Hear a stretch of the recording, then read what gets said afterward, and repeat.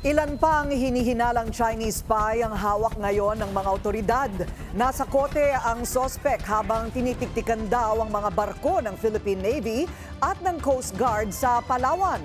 Para naman sa ilang mga eksperto, panahon na para repasuhin ang espionage law. Narito ang agenda report ni Francis Folve.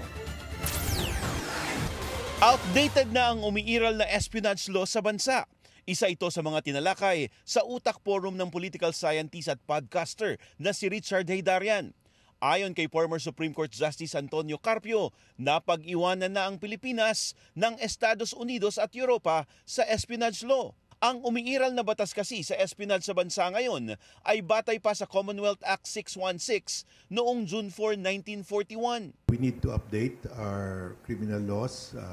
For example, under existing law, under the revised penal code, treason can be committed only during wartime.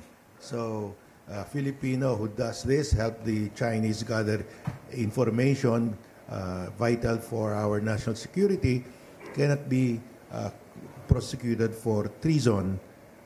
So, we have to change our laws because iba na ngayon, no? We are now in the cyber age, and the Chinese don't have to send their people here. They can just send robots, drones to gather information or use Filipinos here. So we have to update really a lot of our criminal laws, especially on national security. Dagdag ni National Security Council Assistant Director General Jonathan Malaya, bagaman may mga nakabinbing panukala sa Kongreso tungkol dito, baka kulang na ang panahon para makapagpasa ng batas sa pag-amyenda sa espionage law. Kaya muli nila itong isusulong sa susunod na Kongreso. This will be again part of the priorities of the National Security Council once Congress resumes its session sa June. No?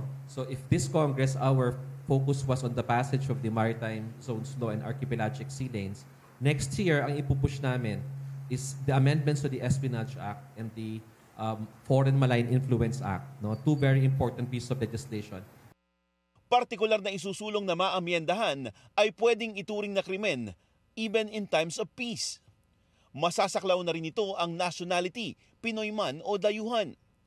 Isasama na rin ang paggamit ng makabagong teknolohiya gaya ng drones, bukod sa photographic evidence at ang pagtataas ng parusa.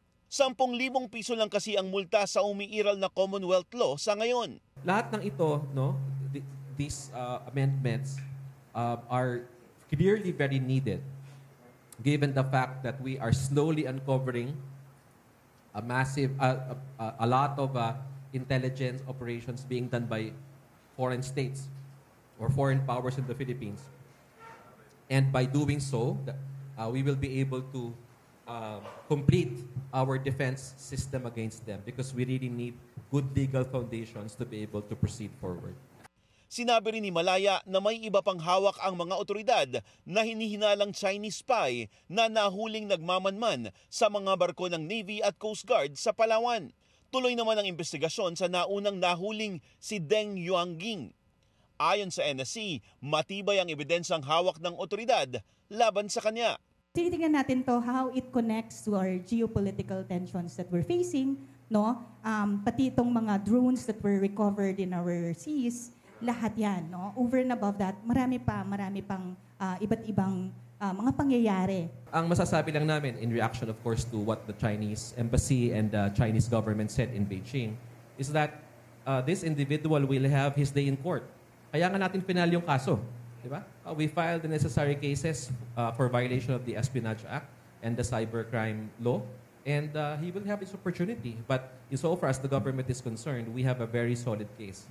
Sa mga susunod na araw, ihaharap daw ng NBI ang hinihinalang Chinese spy na nahuli sa Palawan.